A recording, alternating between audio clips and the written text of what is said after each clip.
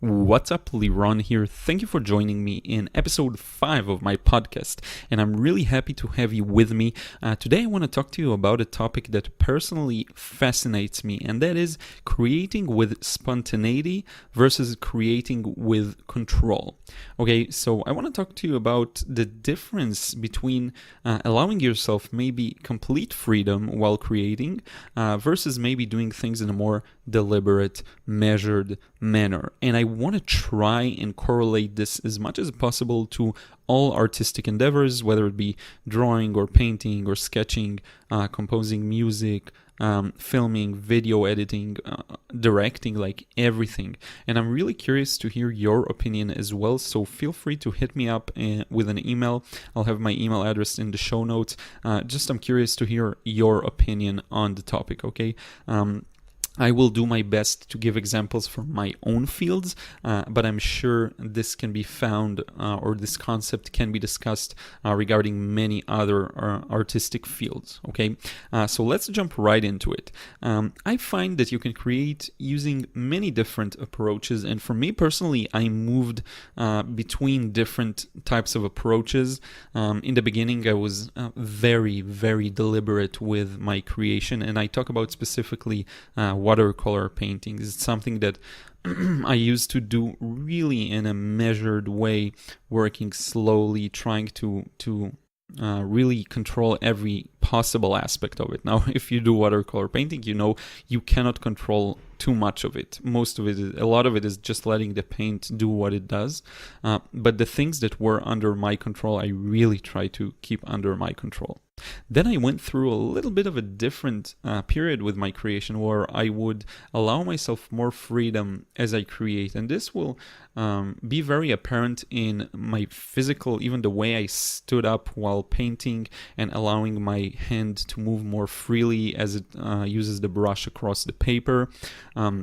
My entire approach with the layers of the painting, it was very free. I would let everything kind of blend together, and I would try to work in a more, let's say, looser sense, not necessarily as freely as possible, not going and crossing the border maybe to some other artists that I see that are really flicking paint around, but at least a little more loosely, let's say. And then I came back a full circle and kind of went back to a more measured approach, but this time coming at it from a different perspective, with a lot more experience, meaning I am able to allow myself freedom in some areas. Okay, and these days sometimes I go a little crazy, sometimes I try to keep it more measured, but I feel like I have a lot more control over where I'm at on the scale of very, very controlled to very loose. Okay, now one of the aspects I really like about watercolor is the ability to, with the first wash, go really loose and really fun and really crazy and let everything blend together. Because this is what we call an underpainting. It's not, some of it is going to be visible, but for the most part it's not. Now, watercolor isn't that forgiving of a medium, so if you're not doing it, you may wonder how that's possible. I will tell you this, as long as you, like we say, save the highlights, meaning you keep the very lightest lights or even paper whites, you can kind of go crazy with all of the rest.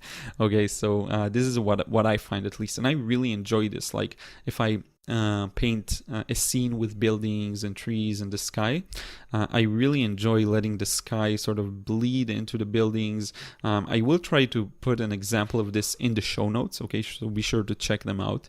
I like to have everything kind of blend together in a very fun way. Now, this is for the first layer. Sometimes an entire piece can be done like this. It really depends on your personal preference. So with sketching, for example, which is another thing I do, like pen sketching, I was always super free and kind of crazy with my approach to it. I sometimes have a more deliberate approach, but for the most part, I just like to go crazy. And I'm really curious to hear where I'm at on the scale just compared to other people. So definitely let me know what you think and where you are on this, standing on this issue, or on this, let's say, concept of being very loose or very tight in your work. And even if you look at many artists, you will see that people can achieve crazy levels of mastery working on basically each and every level. So some of my favorite watercolor artists, if you follow me on YouTube or other places, you may be familiar with them. So those are Joseph Zbukvic and Alvaro Castanet. So they create in a very loose, impressionistic kind of style. Especially, I think even Alvaro Castanet more than Joseph Zbukvic. Now, the thing with their style that really fascinates me is how they are able to achieve a result that appears to be realistic, even though it has much less details. Okay, so I urge you to check out their work if you aren't familiar with it.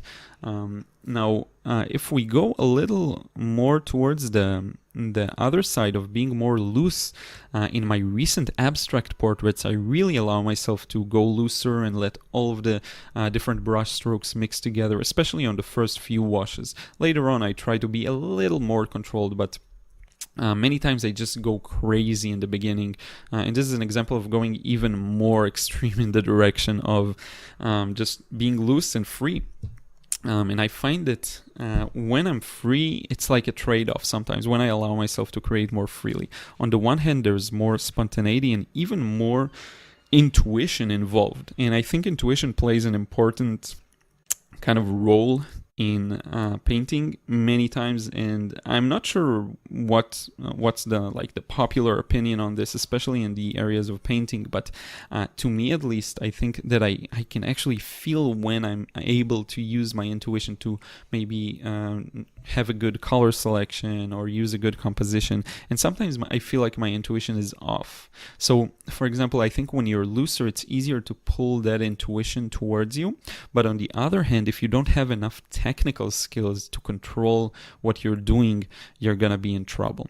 Now, this is if we go to the extreme of even more loose, but if we go back and cross the border towards the more even detailed and maybe more measured work. I want to give one other example of this, which is Fabrice Moirot. I think that's how his name is pronounced. He has a few fantastic books, watercolor painting books. It's not really about educational books. He's more about just showing a lot of really beautiful paintings, and I think it's really inspirational. So I have his Buildings of Paris, or Paris Aquarelle. So just Paris in watercolor. He also has Rooftops of Paris. He also has, I believe, Rooftops of Italy or some other specific place, Rome or Venice, I'm not sure. But he has a few books in this series, and if you check out his work, and again, everything is going to be in the show notes, you will notice how he is just... He works a little more detailed and in a way that appears much more careful. And this is visible because you can see his pencil lines, and they're very detailed, and you can see all the small details he does. He works on very large scale scenes, which I think you can't be completely free while working on. I mean, it has its limitations because it's so full of details, and it goes from the closest buildings to the viewer all the way back to buildings and details that are barely visible. And his control of the atmosphere and mood is just amazing. And so I feel like he's in the more detailed, deliberate, calculated, measured kind of style or method of work. And I think it doesn't really matter which way you choose, so long as you don't choose it as a crutch. Meaning, as long as you're not and this is where I would make a correlation maybe to other areas.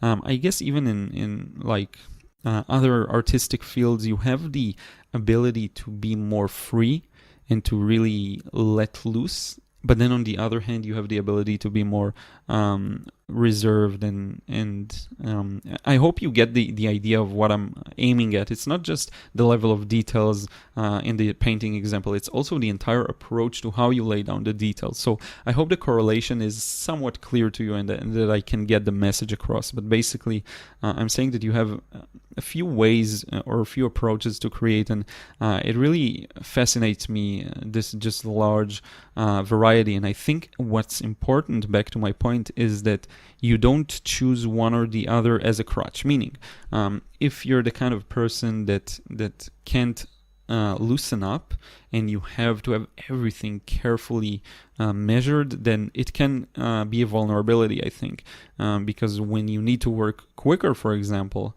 if you're outside and you're working plein air, like we say, or like from observation, things change and you have to sometimes work fast. And if your crutch is to work really calculated and to measure every single thing, well, it's great for the studio maybe, but it's maybe not so good for other situations.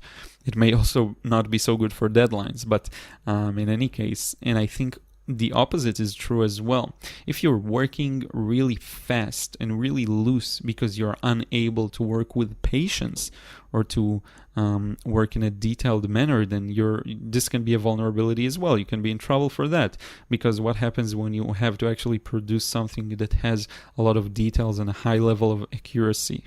So I think that the main point is to find the sweet spot of being able to kind of alternate between the two modes. And this relates, by the way, to what I talked about in a previous episode about having the inspiration, and I talked about changing your body language and standing up and jumping around. So this is the same thing. These things can maybe help you loosen up and give yourself more freedom. So just a small tip if you feel like you're stuck on the more calculated side of things. For me, I feel like I'm just starting now to be able to alternate between the two. It's funny because in watercolor it was hard for me to work in a more loose way, and then in pen sketches it was harder for me to work in a more calculated way, because I like to just run with it and I like the immediacy of pen and ink. And so it's really, really interesting. I would say that I think this is worth asking yourself. I would challenge you to experiment with both, especially with the one you feel like you may have not tried enough.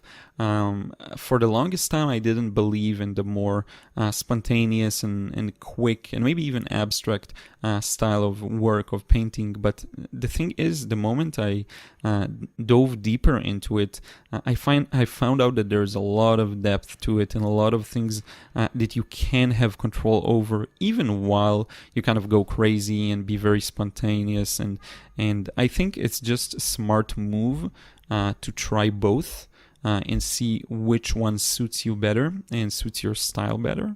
I think this is it's an interesting topic, and I find that on some occasions I'll stay kind of stuck in a rut. If I have to say right now, I feel like I'm trying to go more detailed and more measured and slower, and it's hard.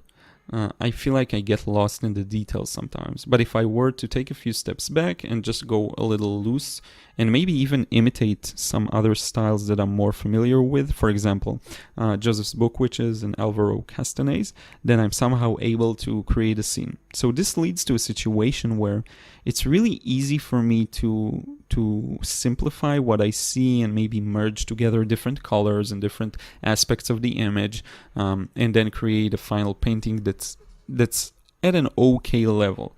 But then if I really want to focus and create something that's more detailed and maybe more accurate, I'm literally having a hard time, because it has a few implications for painting especially. You need to sometimes work fast so that the paint doesn't dry, and so I find myself being constantly nervous that it's going to dry out on me, and then I find that when I work really zoomed in on an area and getting all the details done, it's hard for me to go back and zoom out and see the entire picture.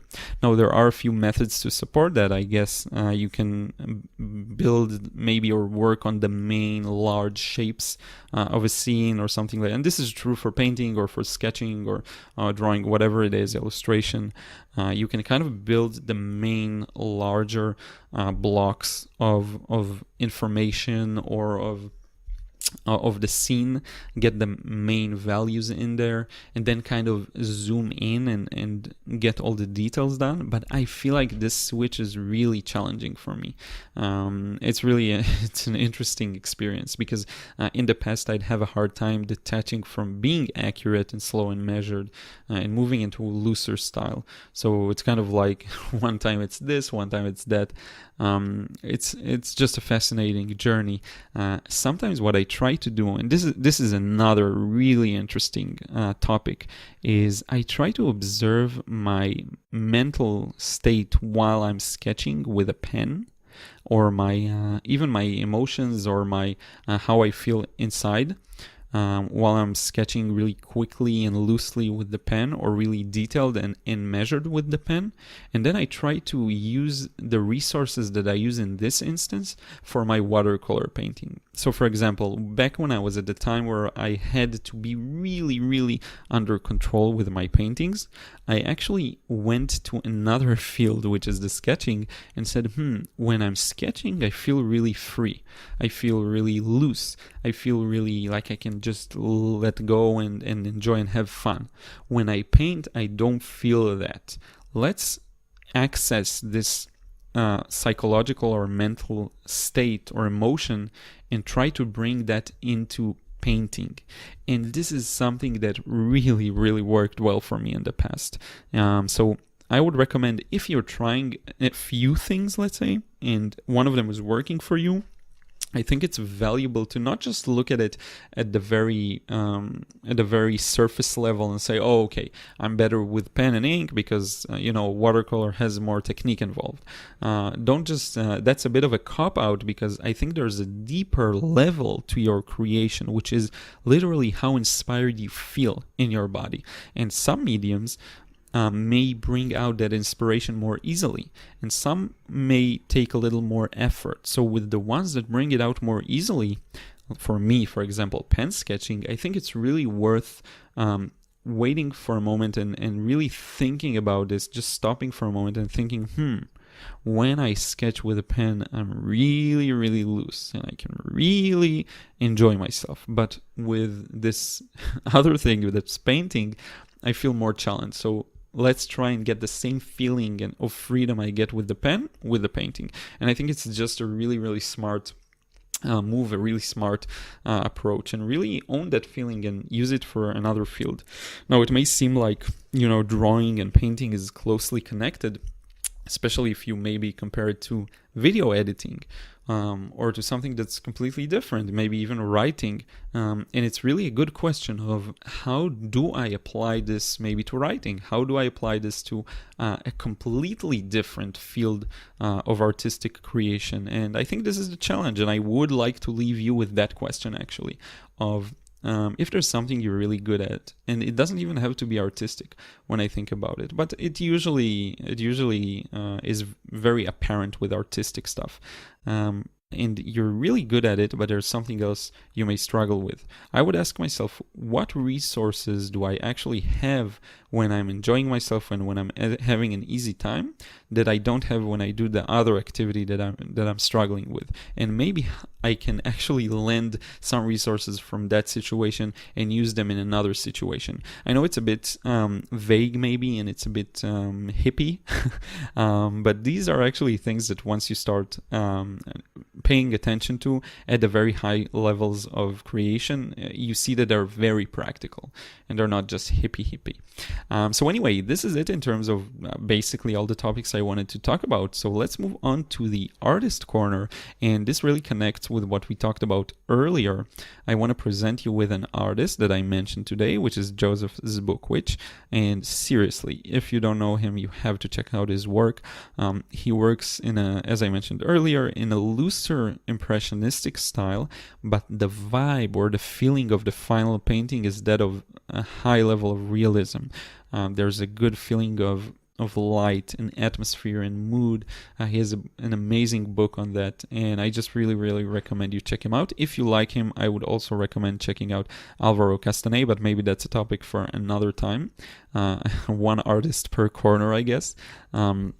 But really is an amazing artist. He's from Australia, originally I believe from Croatia. And I really fell in love with his style immediately as I saw it. And the thing is, he has this magical way of appearing to be, not putting any effort, not exerting any effort while painting, and that's really not, it makes you think it's easier than it is, and then when you try it, you figure out you really, really don't know like most of the things he knows. So it's just a lot of experience. So even just in terms of inspiration, I would check out. He has a few videos on YouTube. I would definitely check it out and just get inspired as to what's possible to achieve when you just are able to master a medium at such a high level. And yeah, this is just fun stuff. So anyway, I hope you enjoyed this episode of the podcast. And as always, I will have everything listed in the show notes, a conclusion of what we talked about, all the people we mentioned, the books, and maybe even a few examples in this one of my first stages of my paintings, just to let you see how everything is blended together. I think it will interest you even or maybe even especially if you're not from the painting world, and you'll just maybe you do some other artistic activity. I think you will like it a lot. So anyway, this is it. Don't forget, I'll also write down the email if you have any questions or feedback or anything you want to ask me about, and also links to my YouTube and Instagram channels, so you can check these out. I find the Instagram really to be a fun platform, so I like to share a lot of works in progress and just parts of my day and my daily routine and my work and everything. So anyway, thanks again for tuning in. I really enjoyed this episode, and I will see you again in the next one.